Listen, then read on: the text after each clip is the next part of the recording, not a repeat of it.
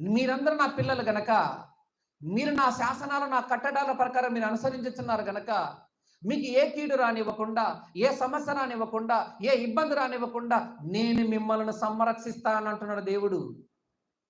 నేను కాపాడతా మిమ్మల్ని. వీళ్ళు వాళ్ళు కాదు కాపాడేది. నిజంగా నువ్వు ఒకటి చెయ్యాలి. ఏదంట? నా యందు నీవు భయభక్తులు కలిగి ఉండాలి.